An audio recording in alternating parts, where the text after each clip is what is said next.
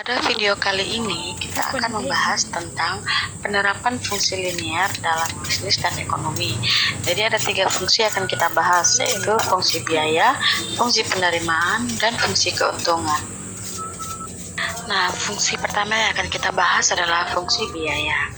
Jadi fungsi biaya itu biasanya kita sebut dengan biaya total, atau bahasa Inggrisnya adalah total cost, sehingga kita simpulkan TC. Jadi total biaya total itu TC. Nah, biaya total itu adalah keseluruhan biaya yang dikeluarkan oleh perusahaan dalam menjalankan operasi bisnisnya. Nah, biaya total itu sendiri dibagi atas 2, yaitu biaya tetap dan biaya variabel. Jadi biaya tetap itu bahasa Inggrisnya adalah fixed cost, sehingga kita simbolkan dengan FC, dan biaya variabel yaitu variable cost yang kita simbolkan dengan VC. Nah, biaya tetap tidak tergantung pada produksi atau output Q, karena berapapun besar variabel Q atau perubahan pada Q tidak akan mempengaruhi biaya tetap. Sedangkan biaya variabel itu tergantung pada produksi atau output, sehingga variable cost itu atau FC atau VC ya, itu kita bisa simpulkan VC sama dengan fungsi dari Q. Kenapa? Karena biaya variabel itu tergantung dari besarnya produksi atau output. Jadi biaya total atau total cost itu sama dengan FC tambah VC atau fixed cost tambah variable cost, dimana FC itu kita sebut dengan konstanta. Kenapa? Karena tidak dipengaruhi oleh produksi atau output. Nah, contohnya TC sama dengan 150 tambah 500 Q, berarti yang variable cost-nya itu adalah 500 Q, karena besarnya variable cost tergantung dari produksi output yang Q, dan fixed cost itu sebesar 150 karena fixed cost itu adalah konstanta. Nah, kalau fixed cost itu misalnya biaya telepon, biaya listrik, biaya air. Sedangkan kalau biaya variabel itu biaya bahan baku, biaya gaji pegawai, yang berdasarkan produksi. Jadi misalnya untuk menggoreng pisang, kalau kita buat pengusaha pisang goreng ya, maka yang menjadi biaya variabelnya ya seperti pisang, terus kemudian minyak goreng gitu. Tapi kalau andaikan biaya tetapnya ya misalnya listrik atau mungkin biaya air, jadi berapa banyak pun air yang digunakan untuk membuat adonan tetap bayarnya sama gitu. Mau kue pisangnya sedikit atau kue pisangnya banyak, maka penggunaan airnya juga baik sedikit maupun banyak, waktu mau campur ke adonan kue pisang itu tetap saja biaya airnya itu tidak berubah. Untuk contoh soalnya, di sini perusahaan Karan memiliki biaya tetap setiap bulannya sebesar 20.000, sedangkan biaya variabelnya Rp100 per unit. Nah, kita akan menentukan fungsi biayanya, terus kemudian kita akan menentukan apa besarnya biaya tetap dan biaya variabel jika produksinya sebanyak 500 unit, dan bagaimana kita menggambarkan kurvanya. Nah, seperti yang kita ketahui,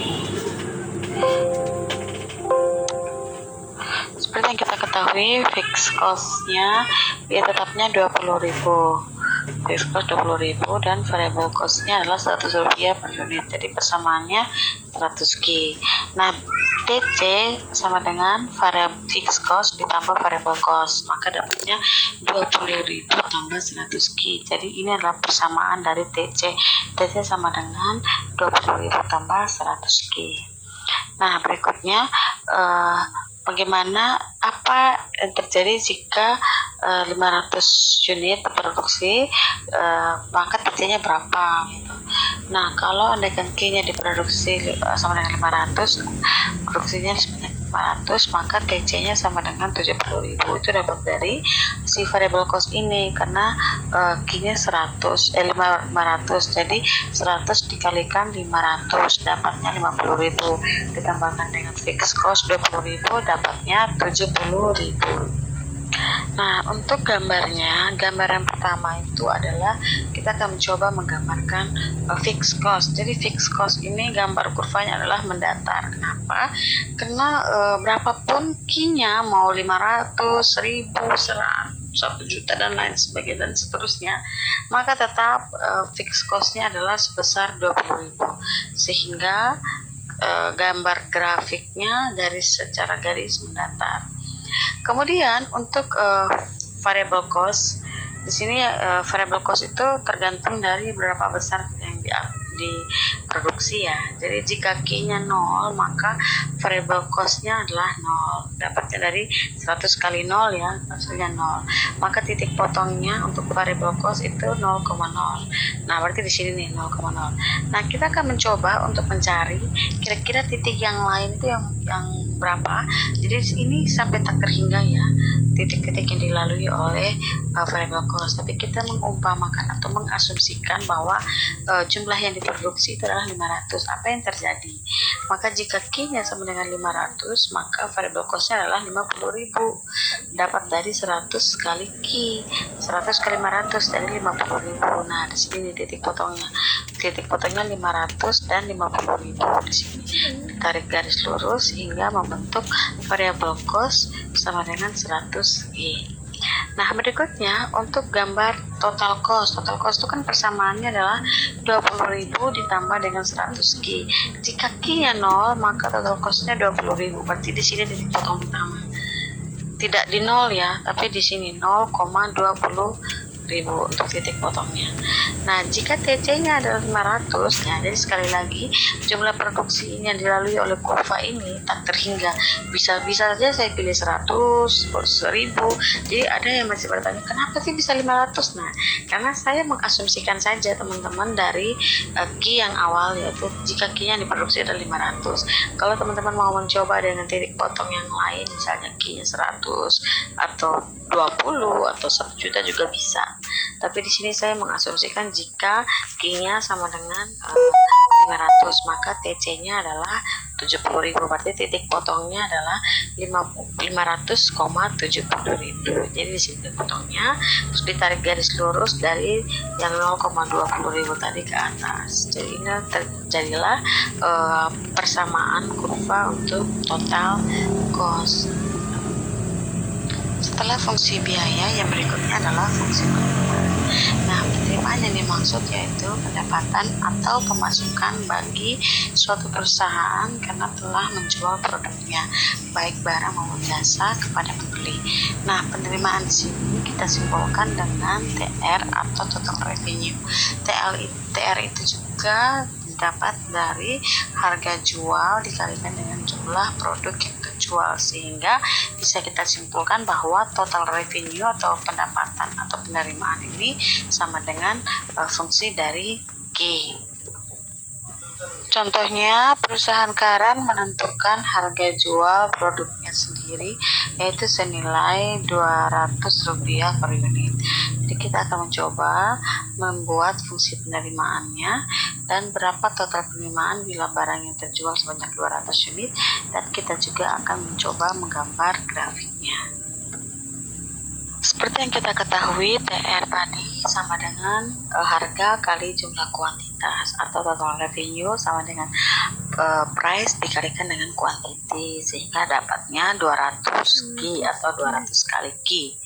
Nah, tadi di sini soalnya berapa sih total penerimaan bila barang yang terjual sebanyak 200 unit. Jadi jika Q-nya 200 unit, maka TR-nya sama dengan 200 kali 200, dapatnya 40.000. Jadi total penerimaan jika barang yang terjual itu sebanyak 200, maka total penerimaannya adalah 40.000. Nah, untuk gambarnya dari persamaannya kan tadi TR sama dengan 200 Q. Jadi jika Q sama dengan 0, maka TR-nya adalah 0. Jadi titik potong pertama 0,0. Di sini ya 0,0. Kemudian jika Q sama dengan 200, nah sekali lagi teman-teman, kenapa saya pilihnya 200? Itu terserah teman-teman mau mengasumsikan seperti apa. Jadi ceritanya kurva TR itu akan melampaui atau akan melalui beberapa titik mulai dari 0 sampai tak terhingga. 1 juta, dan terserah teman-teman. Nah, begitu juga Q-nya bisa 0, 1, 2, 3 dan seterusnya. Jadi di sini sekali lagi saya mengasumsikan Q-nya 200 karena biar sama dengan soalnya yang sebelumnya, yaitu jika Q-nya 200 terjual gitu. Nah, tinggal teman-teman kalau mau mencoba dengan Q yang lain juga boleh, silahkan. Nah, jika Q-nya 200 maka TR-nya adalah 40.000. Dapat dari 200 kali Q ya, 200, jadi darinya 40.000. Nah, titik potong kedua adalah 200 dan 40.000. Di sini kita potongnya. Terus kemudian ditarik garis lurus dari 0,0 sampai tak terhingga. Kemudian di sini pertemuannya yaitu 200,40.000.